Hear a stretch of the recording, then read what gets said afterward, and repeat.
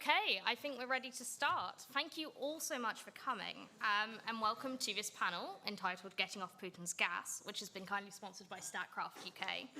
I'm Finn McCarran, and I'm the International Programme Manager for the Conservative Environment Network, which is the forum for conservatives in the UK and abroad who support net zero, nature restoration, and resource security. We've got a wonderful panel lined up for you. Unfortunately, there's been a few last-minute panel changes. So we've got, instead of Artemisia, who was unfortunately unable to get into the UK due to visa issues in time, we have Bjarni Benediktsson, who is the former Prime Minister of Iceland and the current Iceland Finance Minister and Chairman of the Iceland Independence Party, and Oleksiy Goncharenko, is that correct? Goncharenko, yes. Goncharenko, I'm very sorry, who is a member of Parliament for the Ukrainian Party, European Solidarity. So I think we'll just go through, we'll invite panelists to do some opening remarks, and then we'll move straight on into the main topic, which is really the topic of the moment, given the gas price rise, given the energy price rise, and the cost of living crisis. So I think we'd like to start with Greg Hands, former Energy Minister and current Conservative MP and active Conservative Environment Network caucus member. Greg. Well, thank you, and welcome, everybody. Fantastic turnout for this fringe. Very topical on any number of fronts on international policy, but also energy and the economy, all wrapped into one. Just to way of introduction, I'm going to talk about what the UK is doing domestically, and then talk about what we're doing to support efforts internationally, particularly our support for our great friends in the Ukraine, and everything that the UK has been doing on international energy policy, as well as active direct support in the energy field as well. But first of all, just to answer the question from a UK perspective, you know, we were never on Putin's gas in the first place. I say that not out of any sort of nationalistic pride, but I do think the UK saw a lot of the dangers there and were warning others of the position really over recent years. Last year, however, we imported less than 4% of our gas came from Russia. Most of that would have been through LNG. A tiny bit might have come through gas interconnectors with Belgium and the Netherlands. That 4% was higher than usual, actually, but it's still very, very low. This year, we haven't taken a Russian gas delivery since, I think, the early days of March. The UK, we get about 50% of our gas domestically, about 30% from our great friends in Norway, and we buy about 20% on the international market. So there's you'll sometimes see in the UK debate a slight misconception that, you know, we've been held hostage by Vladimir Putin or by Russia, and that has never been the case.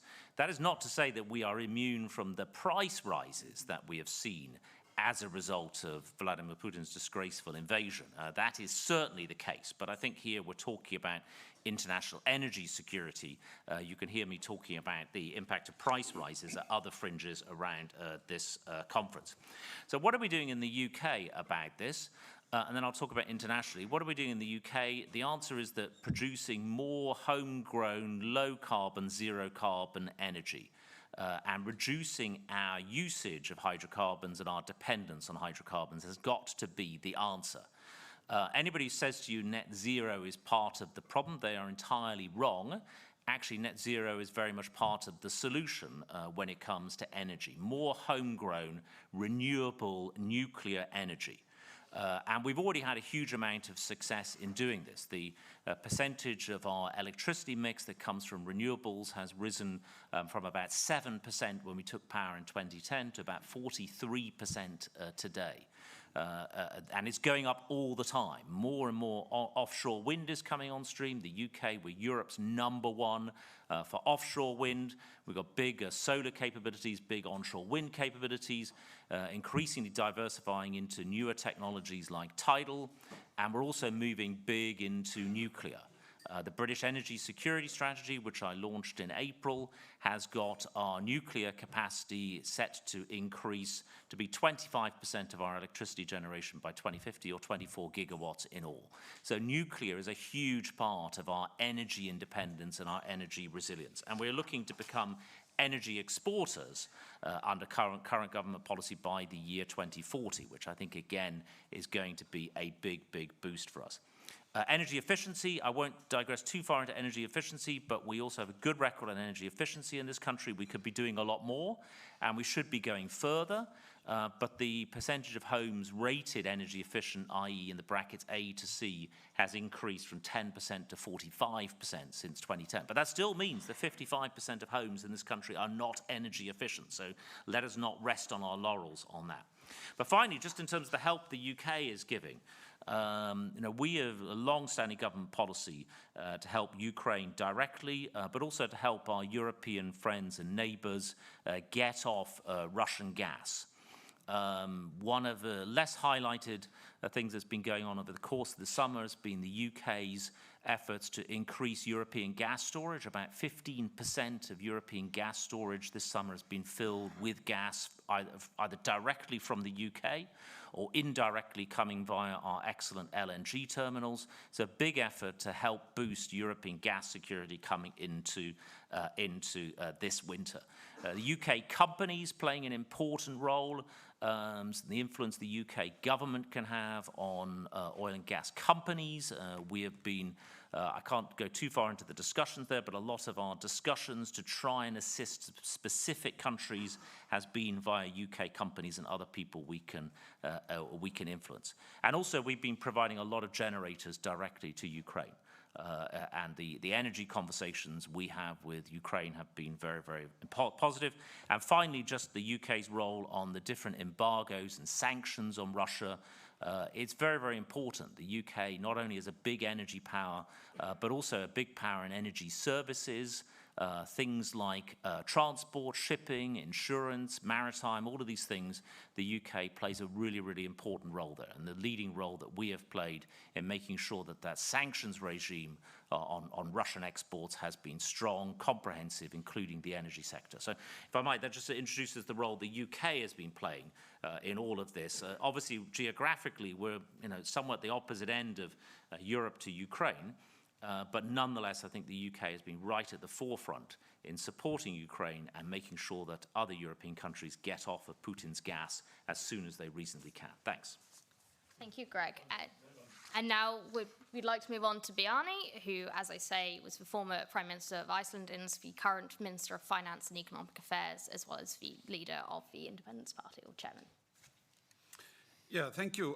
It's an honor to participate here on this very important topic. I was asked to give a little insight in, the situation in Iceland and where we come from in the last, let's say, century, because we were very much reliant on importing energy resources back in the day. But since then, we've become fully sustainably powered.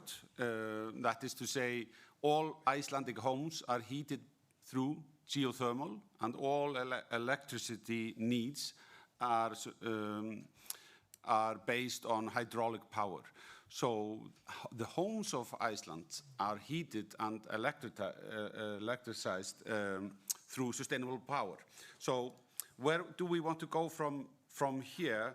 We've set our own goals at 55% net reductions by 2030 and want to be carbon neutral by 2040. And it is based on sectors where we need to go further. Mainly the fisheries industry is still reliant on oil and gas, and of course transport as well. We do not need to import any gas from Putin. We have been working very heavily in recent years in investing in new technologies, R&D. That's what the government is doing presently. We give tax incentives for R&D, for green investments. We're also attracting foreign direct investment in those areas, and we have some of the largest projects going on in the world for carbon capture and carbon storage. So we may, potentially one day we'll also become electricity exporters, and we believe we are in a way indirectly exporting energy, as we have big aluminium smelters in Iceland, which is basically solidified energy exported. but we might become importers of carbon that will be shipped to Iceland for storage and will be fixed in the ground for forever, as we have been investing in technologies to assist not only the smelters but also other industries to become carbon neutral. So I think the challenge we are faced with is one where we need to change the energy mix. We need to be more reliant on cleaner energy.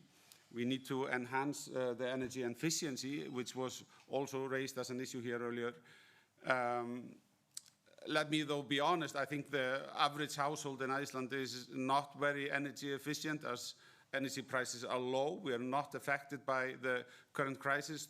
We've seen, of course, the rise in price for oil, and the average household, is a little bit suffering from that. But as we are sustainable in making our own hydraulic and geothermal power and heating, the average household is quite sheltered from what is happening, which brings into light the importance of energy security.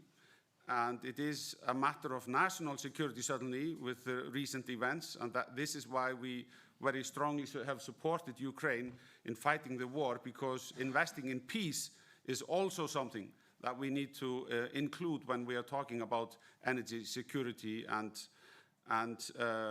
for that sake, national security. So these are a few points where we are at the moment. We are asking all companies to invest in R&D. We want to embrace and take on the new technologies that are being introduced by the private sector. And that's one of the points that we want to highlight, which is, it's not all going to be solved by governments. It's the private sector which is inventing the new ways of doing the energy transformation, just as you can see down on the floor down there, where they have the new energy technologies for cars, for example. So those were a few points from Iceland. Very excited to hear the conversation going forward. Absolutely. And Oleksiy, obviously you're so much closer in this conflict, and you're so much more, you're right on the front line on this. So what are some of your views on this? Thank you. Thank you very much. First of all, it's a big honor for me to be here, and thank you for your invitation. I think extremely important topic, getting off Putin's gas. The word gas, the first letter can be taken off, and we can need to kick off his, in general. That is the only way for us. That is two things completely connected, and I'm happy to hear, and we know that the United Kingdom is not dependent, that Iceland is not dependent. Unfortunately, here there are no representatives of Germany. And I just want to remind you that even after annexation of Crimea, when the international law was completely violated, Germany continued to go in more and more dependence from Russia in energy. And the result you all know. They were fighting for this Nord Stream like lions. And the result is now blown up on the bottom of the Baltic Sea. So Putin is weaponizing everything: food, energy, nuclear energy, nukes, everything. So I think that, first of all, we should make lessons from what had happened. Lessons. And lesson when we're speaking about clean energy, I don't think it's just in renewables. I think also clean energy is energy from clean countries, from countries with clean regimes. And I think it's something we should make lessons of. Today it is Russia. Who will be tomorrow? I think free world should not be dependent at all. Yeah, we can be. UK can be dependent from Norway. It's normal, because Norway is a democratic country, is the same standards, rule of law, human rights. We are in the same camp. But to be dependent of countries with tyrants who run them, it's always very tricky, and it's always a trap. And Putin showed, I think, to all of us why it is so important. And the moment we're speaking, this awful war, Putin is killing Ukrainian men, women, and children, and Russian energy, Russian gas is full of Ukrainian blood. But still, Every day Russia received just recently 1 billion euros from European Union. Every day 1 billion euros for their energy resources. And it makes like he can afford this war very long. So today we are in a very important moment. The winter is coming. It will be very difficult. It is clear for everybody. But it is very important to explain to all our people in all countries that we need, probably it will be difficult winter, but it's better to have one difficult winter than all the time being blackmailed by countries and regimes like Putin's regime to do what they want us to do, to use these pipes as a weapon against us. So that is, I think, very, very important. And sure, renewables is our future. I have an honor to run in Ukrainian Parliament caucus, clean energy, clean environment. And we should do everything we can to develop this industry, to really have clean energy and not to be dependent, to be self-sufficient. This is, I think, our topic number one, and we all need to think about it. And in general, we should remember that, first of all, free countries can rely on free countries and not on other countries. But certainly, and also make everything possible to make more countries free and democratic and with the same values that we share. Thank you.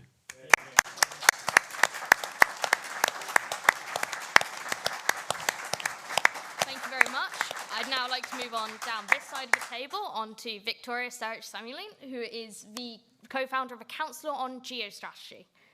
Thank you so much, Ben. So in my remarks today, I would like to take a step back and just to provide an overview of the geostrategic context that we find ourselves in and what does it mean for our energy security and for our future. So over the past couple of years, of course, much hay has been made about the return of geopolitics, and we can see that it certainly has returned and with a vengeance. Today, the extent of the challenge posed by large authoritarian states is really clear. And unfortunately, given Russia's renewed offensive against Ukraine earlier this year, the rules-based international system is under immense pressure and is facing challenges in three different ways. First of all, we are facing a challenge, an anti-systemic challenge from Russia. So Russia is lacking the means to replace the prevailing international world order, but it is not shying away from challenging this international world order in the area of the world that it feels most comfortable in, so in Eastern Europe, because of the proximity and because of the historical reasons. Secondly, we are facing a counter-systemic challenge, which is coming from China, and this challenge will be with us for a very long time. With its large and growing power base and economic base, China is engaged in a counter-systemic approach and it seeks to export its authoritarian model to the wider world, and due to its size and economy and population, it is capable of doing so. And thirdly, many democracies, including ourselves, we are still struggling to understand the importance of underpinning our system with strong industrial base and self-reliance, and of course, energy independence is included in it. The integrated review, which was launched back in 2021 in March, already highlighted that Russia was the most acute threat to our national security. And well, obviously, earlier this year, the events has proven that it's certainly the case. And while Ukrainians are fighting for their freedom, for their territorial integrity and sovereignty, we are, of course, also feeling the consequences. And one of the most visible ways, well, how we feel it, is, of course, this energy dependency. So hence the implications of this dependency on Russian energy resources are really dire. Now, fortunately, as was highlighted earlier, the United Kingdom is nowhere near as dependent as other European countries. And Mr. Hans already has quoted the numbers, so I will not be repeating them. But over the past 10 years, of course, the European Union has paid a massive amount of money for Russian energy resources. And the numbers are really striking. Last year, the European Union paid approximately 100 billion to Russia, comparable to 281 million per day in exchange for energy supplies. To put this into a perspective, which is very important today, it is comparable to 1/16 of Russia's annual economic output, or twice its annual defense spending. So we are basically funding Russia's war chest, and we are witnessing the consequences now in Ukraine. Now, despite Russia's initial assault back in 2014, European governments, which was also highlighted a couple of moments ago, failed to review their energy policies, and this is why we find ourselves in the situation we currently are. The scale and ferocity of the Kremlin's renewed offensive against Ukraine earlier this year, however, changed the situation, and combined with growing pressure from the public and, of course, decisiveness of political elites, has encouraged the majority of European governments to change the course. So there are a couple of important measures that have been taken recently within the European Union. So first of all, Russian gas consumption reduction by 2/3 by 2023 and the phase-out by 2027 has been agreed. When it comes to coal, ban on all forms of Russian coal, fully effective from the second week of August, is already in place. Oil is a more contentious issue, and EU partially sanctioned Russian oil imports in June. And the ban will fully take the effect at the start of December to give the EU states time to arrange alternative supplies. There are, of course, a couple of exceptions for countries like Hungary, Slovakia, and Czech Republic, which depend on imports via the Druzhba pipeline. There are a couple of other initiatives, to mention a few: Fit for 55 and Repower EU. So Fit for 55 is the EU's policy and regulatory package to make the transition happen, where the EU has raised its climate ambition to reach 2030, committing to cutting emissions by at least 55% by 2030. And Repower EU increases Fit for 55 targets in response to Russian aggression in Ukraine earlier this year. And following this Repower EU initiative, Europe can replace up to 40% of Russian gas consumption with renewables by 2023. So whilst there are still some caveats, we of course are witnessing a change, and a quite dramatic change within the EU towards its approach on its dependency on Russian energy resources. Now, the continent is looking further afield for its energy needs. Imports of shipped LNG from the US have boomed, and of course Norway has replaced Russia as the largest oil and gas importer for many Eastern European countries. Now, national and supranational leaders are also looking for the new markets and new suppliers, and turning to oil-rich Middle Eastern countries such as Qatar, and also looking to Russia's close neighbors such as Azerbaijan for oil. But the most important thing to remember is that we really need to diversify our own energy mix. European countries and also, well, the European Union countries and the UK, to diversify, to make ourselves more self-reliant, and to really eventually cut our dependency on Russian gas. Brilliant, thank you. And now, finally, we'd like to move on to David Flood, who's the European Vice President for Wind and Solar at Statkraft. Thank you very much. Delighted to be here and to be on this distinguished panel. As you mentioned, Statkraft is Europe's largest generator of renewable energy. We have an over 125-year heritage, and we're 100% owned by the Norwegian state. And I think Norway has been mentioned a number of times today as one of the most important energy partners that the UK has, and we're delighted to play a part in that. In the UK, we develop, build, and operate wind and solar, of course, but we're also the market-leading provider of market access to other people's renewable energy, and we aggregate and optimize flexible assets as well and ensure that the system operates as efficiently as possible. We're also involved in an innovative line of grid stability projects where we build projects that provide technical stability to the grid to allow us to operate the grid with 100% renewables. And we're very active as well in the green hydrogen space, which is going to be critical for us decarbonising hard-to-reach sectors such as public transport and industrial processes. So the question for me that was really set is, how can renewables help with the crisis that we see here? And I think we have to be really clear, this is a crisis caused by fossil fuels.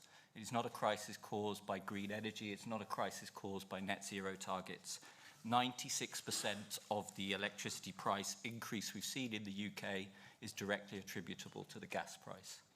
So how, and gas obviously is a global commodity, so how can renewables help? Well, firstly, gas generation sets the marginal price of electricity in the UK. So the more renewables we can have on the system, the more we can push gas out of the system, and the lower the overall price is for the consumer. So that's a very good thing. Secondly, a large volume of renewables on the system are actually under CFD contracts. So they're not receiving the market price. They're receiving a 15-year fixed price that's been negotiated through an auction mechanism. And at the moment, they're paying back huge amounts of money back to the consumer as well through those lower price costs. And thirdly, renewables we see in every market we're active in the world, onshore wind, offshore wind, solar, they are simply the lowest cost forms of electricity generation, bar none. And study after study looking at the UK and looking at the most cost-effective way to decarbonise the UK has concluded that the best way to do that, the lowest cost to the consumer to do that, is to deploy huge volumes of renewables and have a highly flexible system. So make sure you have flexibility in the system that can deal with the fact that renewables are variable or intermittent. And that means interconnection, it means demand-side management, it means short and long-term storage, it means using that whole bundle of tools at our disposal, but that is the lowest cost, total system cost for decarbonising the electricity system. So what would I say in terms of what should we do in the short term? Well, we absolutely have to reduce our demand for gas. As we say in Statkraft, we can print more money, but we cannot print more gas. We have to reduce our demand for gas, and I would strongly echo the points about a massive programme of energy efficiency and reducing the amount of energy we use. The best money we can spend on energy is the one we spend so that we don't have to use energy. So that, for me, in the short term, would be absolutely critical. In the medium to long term, how can we deploy more renewables? Well, that's about reinforcing our grid infrastructure to make sure that we can get our renewables onto the system as cost effectively and quickly as possible. Secondly, we should look at that flexibility question, make sure we have a highly flexible system so that we can cope with the peaks and troughs and manage that demand in the optimized way. And thirdly, we need to start focusing on those hard-to-reach sectors of the economy, so transport, industrial processes, et cetera, where green hydrogen, for instance, will be a really key area. So hopefully that gives you some ideas of how we're approaching this. We're very much in the UK for the long term. We plan to invest significant amounts of money into the UK's infrastructure over the coming years and really hope that we can contribute to solving this very, very challenging problem right now. Brilliant. So we'd like to move on to questions. Does anyone in the audience have a question? Okay, we should have someone with a mic. So could we try with a gentleman at the front, please? We'll take a batch of a couple of questions at a time so that we save some time there. It's a very simple and easy one, a domestic one, really to you, Greg. We all said how good solar power is and how good it is in the domestic market, but we don't incentivize it anymore. I've got solar power on my house, and it's really, really efficient. But when I talk to my friends to say, why don't you have solar power? They say it doesn't make sense. The amount of money that they get in return. The government can it not have an influence on the big companies to make sure that that's a viable proposition for people again? Because at the moment, it isn't. Okay, brilliant. We'll take another question. Anyone else? Yeah, just across the aisle there.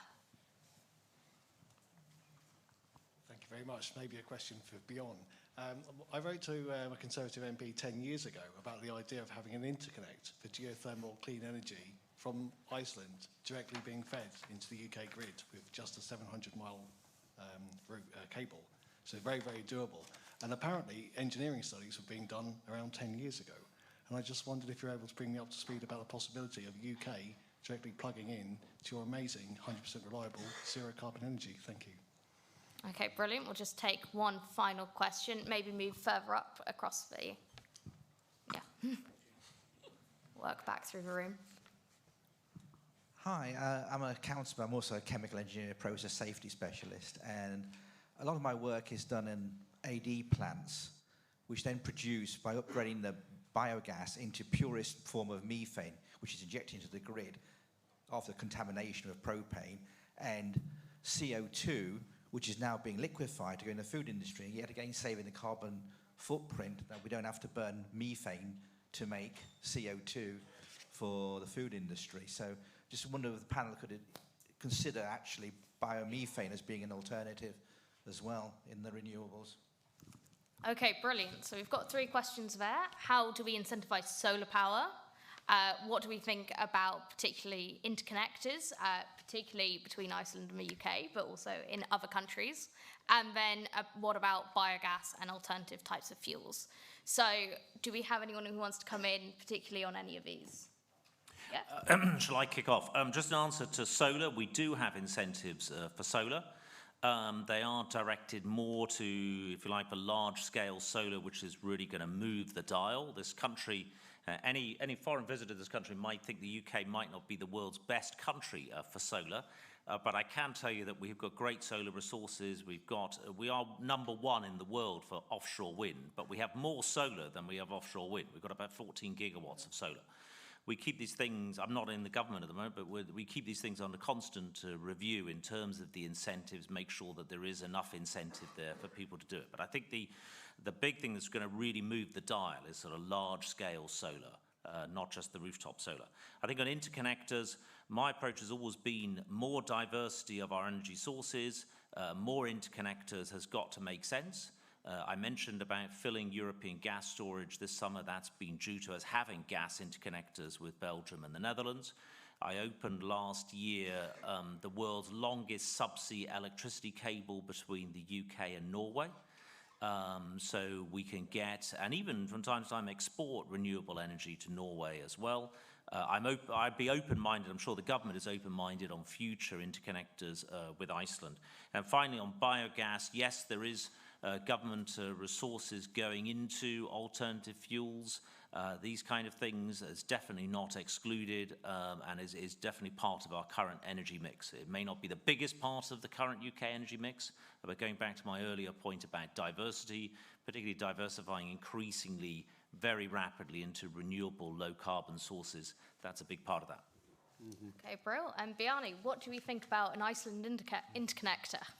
Well, we're not actively working on an interconnector at the moment, but it has been discussed in recent years, and the idea here is that we don't sit up with any stranded energy, because being an island, the risk is always that there is some energy that you could put to the market which is not being used, and this is a fact in our case. However, I think also there are political complications which could potentially come with an interconnector. First, you're exporting raw materials instead of making use of the energy locally, which is a political issue. And just to be honest, there are many people in Iceland that believe that we should rather build industries based on sustainable energy than to export it and have those industries built elsewhere. Now, secondly, what happens, especially if you connect to the European market, you're bound to be under the regulatory framework of the European Union, which is something that the people of Iceland do not like. They do not like to be under the institutions of the European Union when it comes to how to regulate local power. And that was also a big issue when we took on what we call the third energy package. So we made sure that we are independent in our decision-making on how to regulate the market in as far as we are isolated. Now, thirdly, what you see in Norway at the moment is a situation where you've introduced market prices to a country which has abundance of energy.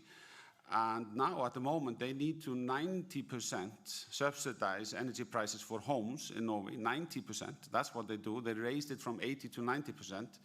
And for the industries, well, now the big question that is being put to the government in Norway at the moment is how much are you going to subsidize the energy? How are you going to use the profits that are being made by the cables to subsidize industries locally? And just to be honest, I mean, this is a huge political issue which can bring all kinds of complications and, political problems, which we are not faced with at the moment, luckily. And all of these issues would be brought up if we were to, take on the issue of giving an interconnector a chance or not. Now, one thing that has recently changed is that Brexit has, changed the issue. It has changed the picture with regards to the European regulatory framework and under what framework and laws a potential interconnector would work. Okay, brilliant. And David, from an industry perspective, how do you think you can incentivize solar? And what do you think about alternative fuels like biogas? So from our perspective, in terms of the large-scale solar that Greg was talking about, those projects are already economic now. So we have a very large portfolio of projects that we're delivering through. There are some interesting issues with the planning process. So there's different planning regimes that take significantly different time, and the local planning regime is much quicker. So you will often see that solar developers will size their projects at 49.9 megawatts because that's the break point between the different planning regimes. Whereas if you move into a larger scale, then you're into the national planning process, which takes significantly longer. So I think that, trying to make sure that we find efficient planning processes, but make sure that we have local community engagement, and we really focus on making sure that these projects are wanted and welcomed within those local communities has always been our approach to it, and I think is really important. I'm not really an expert, I must say, on the domestic side, but I do come back to my point that, if we can reduce our amount of gas we're using over this winter and the next winter, that is going to be absolutely crucial. So I think the government should look at how we can reinforce and support those large programs that we can actually do very well in this country to help homes reduce their energy bills and get themselves more, reducing that energy use. Okay, brilliant. Do we have any more audience questions? Okay, let's try, where are you, Jack? Okay, let's try further back then.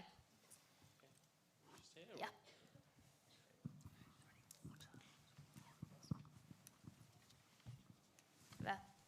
There. My question is about solving energy crisis. All that is quite complicated, as nuclear is not a very quick solution, actually, and there are some these new technologies like small reactors, and if you could clarify things like this. And also it's about the gas. It is not a very good source of energy, but it still is best of all of these fossil fuels, and probably the last towards net zero will be the last which we have to finish as well. But for now, there is lots of talks about solving that energy crisis, that we need to get more gas from North Sea, something like this. But it is also not a quick solution. Somewhere on the radio, I heard the experts were talking, but it can take even about 20 years for that. Is it even worth to do that? And could you clarify all this? Is there any quick solutions for solving energy crisis, and also that keeping in a way towards net zero? Okay, so that's a question on what are the shorter term solutions to the energy crisis, and how can we keep that with net zero? Can we go further back as well on this side, please? Energy storage is obviously the biggest issue. One of the big things which I've looked at is liquid air technology, which uses liquefying gas, oxygen, and running through compressors and stuff like that. But also, obviously, Iceland, haven't got an connector, but they make loads of aluminium, and we could use that to make aluminium air batteries for long-term grid storage, but would be much quicker to implement in the short run. And just thoughts on even liquefying air in Iceland and bringing it over and converting it back to electricity here. Okay, and thoughts on air batteries. And then I've got a question myself of how important is it that a country produces its own energy, which is maybe more of a geostrategic one that Oleksiy and Viktorija can probably tackle. How important is it that a country produces its own energy? Is it okay to rely on certain allies? I think you made this, you tackled this a bit in your opening remarks. So would you want to speak to that? Yeah, sure. It's clear that to be independent, you should not be dependent in anything, in food and energy, so it's absolutely clear. Ukraine is developing our renewables quite quickly during last years after 2014, and we were quite effective in this. There are some problems which we try to tackle and to fix in our country. I just want to remind all of you also that Ukraine continued to pump Russian gas during the war. So when Russians were destroying our cities, we were at the same moment to be a reliable partner, not to freeze Europe. We continued to pump Russian gas. And that was also kind of discussion in the country. Should we do this or not? But we did it because we wanted to show that we are reliable, absolutely. But also we asked, when it was in March, February, March, we asked, okay, we will continue to pump it now, but make steps today that next winter we should not do this again, because that was so clear. Yeah, and we hope that it will be heard. We have a huge potential in both wind, solar, and biogas, and also Ukraine, you know, is very strong in nuclear energy. Also, you know that today Putin, for the first time in human history, one of nuclear power plants is occupied in Zaporizhia, close to Zaporizhia, which is the biggest nuclear power plant in Europe. And Putin is blackmailing the world with this too, unfortunately. And that is a very, very big challenge for all of us. We try and we hope that together with the international community, we can reach the demilitarization of Zaporizhia nuclear power plant, because, you know, the consequences, I don't even want to speak about possible consequences. You know everything yourself. Thank you. Of course. Viktorija, what about, how important is energy security in producing our own? Sure, of course. Well, the most important thing is, of course, that it makes us safer. So even, without facing such challenging environment as we are facing this year, it should be a priority, and we need to understand that we are in the struggle in the long term. So we really need to start thinking strategically and having that long-term vision, becoming more self-reliant. Then second of all, of course, it also strengthens our economy, and it strengthens our country. So by creating new jobs, by letting businesses flourish, we also are strengthening our own country, which then allows us to project our leadership and successfully compete with our authoritarian rivals on a global stage. Brilliant. And we shouldn't forget the questions that the audience asked. So what do we think of the short-term solutions to this energy crisis? Well, I think don't forget, long-term solutions are also important for short-term solutions. And anybody who's replayed that video of Nick Clegg in 2010 saying that building nuclear power plants is a really bad idea because they're not going to be on stream until 2022. You know, if we had built those nuclear power plants then we perhaps wouldn't be in as much of the much of need to replace nuclear. I think there is more that we can get out of the North Sea in the short term, but we shouldn't overemphasize that. You can, in fact, North Sea gas extraction this year is up on last year, but ultimately we've got to be mindful of the fact that the North Sea is a declining resource. And there's different things you could do around the edge. It's not declining as fast as people projected, and it's often new discoveries, particularly west of Shetland. But that ultimately is not going to be the solution, because as mentioned earlier, I think by all panelists, really the solution is less hydrocarbon consumption rather than extracting a bit more. But in the short term, there are ways to extract a little bit more. There are definitely ways to look at energy efficiency. I said the government has got a good record at energy efficiency, but the UK does have a problem with the energy efficiency of our buildings, and there are ways in the short term, which I know the government is actively looking at, to be able to do something about it, to be able to incentivize people, work with the grain of human behavior, work with the private sector in particular, to be able to ramp up energy. It's not too late for this winter to do something substantial as well on the energy efficiency side. So I know that active discussions are taking place there. And then reducing energy consumption, an area which governments have always been a little bit reluctant in this country to go into. Personally, I've always been an advocate of doing this, getting people, industry, to look at ways to reduce their energy consumption. Sometimes it can be relatively straightforward things like the internal temperature of your boiler, through to ways of more efficiently looking at what time of day you do certain processes, these kind of things. I think there is more material, more mileage in that this coming winter as well. But I think that would be for the government to outline that rather than me. Absolutely. And finally, on energy storage, that was the final question which was posed by the audience. Yeah. David. Be great. So firstly, I think that it's important to remember that gas will be part of our mix for quite a long time to come, but it will move from being a base load technology into a peaking plant. So we will use gas infrequently when the power price is very high to fill in with renewables. And therefore, it's still part of the mix, but the volume of gas you use will be far reduced. And therefore, in terms of short-term storage or short-term solutions with that and with battery storage, we actually have the technology that we need already. Where things are really important for the UK is to look at medium and long-term storage solutions. So how can we deal with the seasonal variation of energy?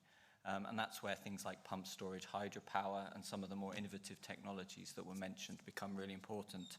And the government has been looking at incentive mechanisms for long-duration storage, and I think it's really important that they don't pause that work or allow it to get mixed up in some of the other energy market things that are being looked at, because it's really important to get incentive mechanism to make sure that we build that medium and long-term storage solutions to help us have the suite of solutions we need for this problem. So that's what I wanted to bring in. Bjarni, obviously Iceland has an incredible amount of renewable energy. How have you managed the energy storage problem of renewables? I'm sorry, for renewables? Yes. Yeah, so at the moment, like I said earlier, what we're doing today is to incentivize companies in doing the green transition. And at the moment, we have big incentives for transport. And you can see that in the numbers that we are the second largest importer of electric cars at the moment, you know, per capita, as in for many numbers, you will find that we are leaders per capita. But at the moment, we are second only after Norway, and we are on our way to exploit the knowledge that has been built through the decades on both geothermal and hydraulic. We want to be exporters of knowledge. And like I said earlier, we are over 80% sustainable at the moment, but there is still a way to go. And there is cross-party support for that. Going back to the issue of interconnector or not, you know, to complete the energy transition in Iceland, we need to make use locally of what we have left to exploit so that we can drive, for example, transport on sustainable energy. And what is exciting at the moment is what will technology bring, for example, for the fisheries industries? Will those engines in the big trawlers become sustainable engines, you know, based on methanol or hydropower or what it may be? Absolutely. Okay, so I think we've got just enough time for a final batch of questions. So can we go to this woman down at the front, please, to start? Thank you, Gwen here from Uplift. Really great discussion and great to hear so much consensus around the need for renewables and energy efficiency and getting off gas in the first place. But despite those conversations, the government is still using a lot of rhetoric around extracting more North Sea oil and gas. And actually, it was really good to hear from you just now, Greg Hans, about the fact that there's only so much left in the North Sea and it is just a bit tinkering around the edges. For instance, the Rosebank field, which is up for development at the moment, one of those Shetland developments that you were talking about, is actually 90% oil, and most of it will be extracted. So considering that, do you think the idea of speeding up oil and gas in the North Sea for extraction is actually just making us more reliant on fossil fuels sort of going into the future? Thank you. Okay. And then this woman across the aisle. This is a question really for Bjarni. You have so much natural energy already, but you say you've still got 20% more to develop, and you also want to export knowledge of this. How far has Iceland gone in looking at wave technology and the tidal sea sources for energy as well? Here in Britain, there is some discussion of it, but so many of the European countries don't have a sea coast or haven't done anything. If you're going to export that knowledge, then have you done anything to develop more on tidal? Okay, and then finally, gentleman all the way back in the blue jumper. Thank you. A question mainly for David, but actually for the whole panel. One word we haven't heard very much this morning is hydrogen. And I just wanted to ask what people think about the potential of hydrogen, but also how long they think that it might take us to realize that potential if it is seen as having some. Okay, so 3 questions, all on energy types. So we've got fracking, we've got tidal power, and we've got hydrogen. Who wants to take any of these? Greg? Thank you. First of all, the question on oil and gas, and I largely agree with you. Yes, and I've said repeatedly, the answer is ultimately short-term, medium, and long-term less consumption of hydrocarbons. There is not much more that you can do in the North Sea, in my view, to make a difference. And in any case, our issue at the moment is more price than it is energy supply or energy security. The UK, I'd say second to Norway, has got the best energy security of any European country, with also the possible exception of Iceland as well. But we're in a good position on energy security, but we are vulnerable on price, and price, as you'll have seen, is the immediate issue. The one thing I might add to that is that domestically produced gas has quite significantly less carbon emissions within it than imported liquefied natural gas. So if the choice is, from an environmental perspective, yes, we are using gas and we have to continue using gas for some time. If the choice is between using domestic gas, not only for energy security reasons, but also for environmental reasons, domestic gas and Norwegian gas are much less energy intensive than imported liquefied natural gas. I think in terms of the hydrogen potential, absolutely. The UK, we've got really strong ambitions in the hydrogen space. We've got an ambition of 10 gigawatts of production capacity by the year 2030, of which more than half will be through green hydrogen. That 10 gigawatt ambition exactly matches the German target. So we are right up there in terms of our hydrogen ambitions. We had the Hydrogen Action Plan last summer.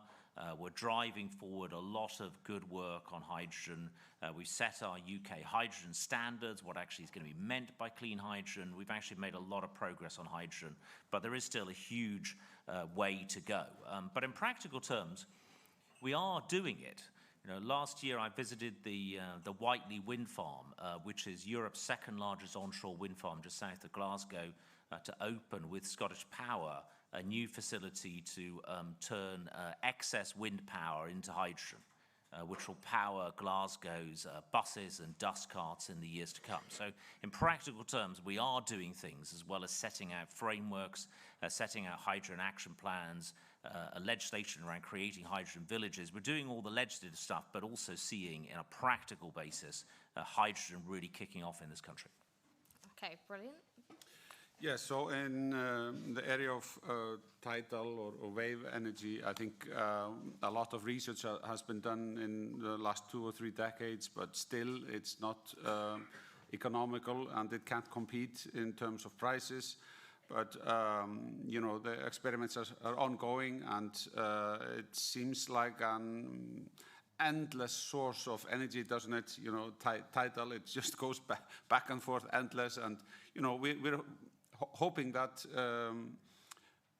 enhancements will be made in terms of technology so that this will be economical in the future. But at the moment, it is, lagging behind. In terms of hydrogen, we've made experiments with hydrogen in Iceland. We've had hydrogen-driven buses. And I think the time will come that hydrogen will play a larger role, especially in transport. And it will be a part of the mix.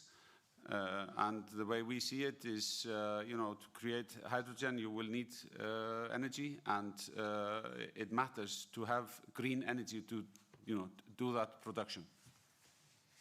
Excellent. Do we have anyone else who wants to speak to these final questions? I can talk on hydrogen, absolutely. Yes, so we're very active in hydrogen as a company, and the 2 most interesting markets we see in Europe from a hydrogen perspective are the UK and Germany.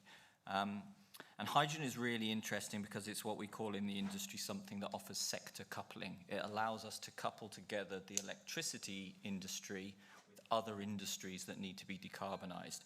And we have quite a simplistic approach to how to tackle the net zero issue in Statkraft. Electrify everything, decarbonise electricity completely, and then deal with the remains. And what sector coupling offers you is a way to use that low carbon electricity to decarbonise other sectors.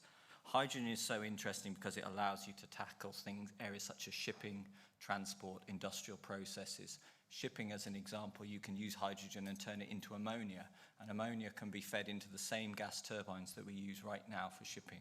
So hydrogen is super exciting. I think the UK and Germany are leading Europe in terms of trying to incentivize that.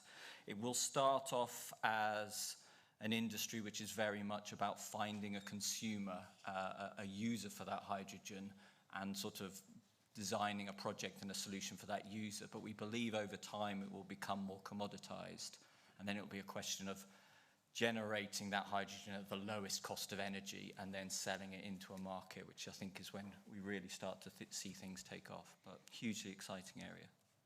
Brilliant. Now, I think I'd like to invite the panelists to give their closing remarks, and then we can be that rare thing, a fringe panel that actually ends on time. So, let's start with Greg. Well, thank you, everybody. And look, just to say, I think the UK is in a good position when it comes to security of supply and energy. But we are, as we all are painfully aware on the prices are set internationally, particularly for hydrocarbons, and we are vulnerable on that. And we'll have seen very substantial government action really over the course of this year, including a couple of weeks ago on dealing with the price. I think when it comes to supporting our European friends and neighbours, the UK has really gone out of its way in a way that I think is often underappreciated to help others, particularly over the course of this summer, particularly helping European gas storage, getting that filled up for the crucial winter to come. And just finally, in terms of support for Ukraine, I think the figures we've heard about the amount of money going into Putin's coffers from the sale of gas and oil, that is something which we need to continue to aggressively bear down on. We need to make sure that people aren't buying this stuff, the money is not flowing. We need to continue to take action. We've already got in place embargoes, sanctions, and so on, but we need to go yet further still because there is too much money. As I say, I do a lot of work in Germany, and whenever I do any German audience, I say, please, more defensive weaponry to Ukraine and less money to the Kremlin. That's really my short and simple message to everybody here. And I think that must continue to be. The UK, we're right at the center of the international action there. We just need to keep going further, keep driving that forward aggressively to make sure that less and less money goes to Vladimir Putin. Mm-hmm. Okay, brilliant. Bjarni. Yeah, so it's been an interesting session. I was thinking back to your question on, what we can do in the short term. I think obviously we need to continue to support Ukraine and, stand for the right policies, recognition of international law. That's something that is absolutely crucial for our democracies and for peace. And at the end of the day, energy security is a minor issue compared to the national security in broader terms, which we are here defending. So in the short term, to continue to support Ukraine because of this war, also continue investing. Countries need to be very bold in investing in the new technology. Little will happen if no investments are being done. So incentivize the private sector to do more investing and also for the public sector to do investments where they are supposed to do that. For example, in our case, we need to strengthen the grid so that better usage is made of the energy which is already being produced. That I think also is the case for many others. Investments are crucial. And lastly, of course, just to live up to the goals that we've talked about. We've set very ambitious goals, and we are constantly, comparing our situation with where we want to be in 2030, 40. It's going to take an effort. It's not going to happen by itself, but I'm a very strong believer that we can make it happen. Thank you. Oleksiy. Thank you. One of the lessons we made in Ukraine is everything starts from security. And we should remember this. And today we need gas embargo to stop aggressive politics of Putin. We know that there will be some countries who will be against of this, also in European Union. And I just in the end want to tell you one small story. In 1453, Ottoman Empire came to Constantinople. It was the capital of the Eastern Roman Empire, one of the centers of the Christian world, the biggest Christian church in the world, Hagia Sophia, which is now mosque. So the Constantinople was defended by the walls, and that was for centuries nobody could take them. And Ottomans realized that, and they were thinking what to do. And they found the solution. They built the biggest in the world cannon called Basilica and other cannons, which destroyed the walls. And they took Constantinople and they changed the history for centuries. And you know who built this Basilica and other cannons? Hungarian master named Orban. That is historical fact. It's interesting that in the end of siege he was killed, and in 70 years Hungary was taken by Ottoman Empire. So that's the price. So let us remember this. Thank you. Okay, brilliant. Let's move on to Viktorija. Thank you very much, Ben. So I think a couple of takeaway points. So first of all, we just really need to be aware of the environment we are finding ourselves in, and the need for us to make sure that we are not reliant on aggressive states when it comes to energy or any other economic links. Second of all, the European Union is the biggest problem now, and of course it's not only the numbers when it comes to percentage of dependency on Russian energy resources, but also overall a number of members. So we need to make sure that, well, European Union remains united and still bold and strong in its response. So the United Kingdom, together with the United States and certain countries in Europe, have been leading our response and our support for Ukraine financially, militarily, and by other means. And we need to continue to lead and to pressure other countries to stay united and not to change their course. Brilliant. And the final word to David. Yes, so just from my perspective, I think it's never been more stark for me, the interrelation between the three elements of the traditional energy trilemma of cost, security and decarbonisation. I think it's never been more clear to me as well that renewables is able to tackle all three of those elements. So I really think it's part of the clear basket of solutions that we need to leverage to try and make a short, medium and long-term contribution to the challenges facing Europe. Brilliant. Thank you all so much for coming. A big thank you to our panelists. I think that our comms team maybe wants to get just one final photo of this panel before you leave. And then we have plenty of Insulate Homes, Disarm Putin merch at the back. Shameless plug for that. So please do stick around. Our next event will be at 12:30, changing course. How can we solve the English rivers crisis? Thank you.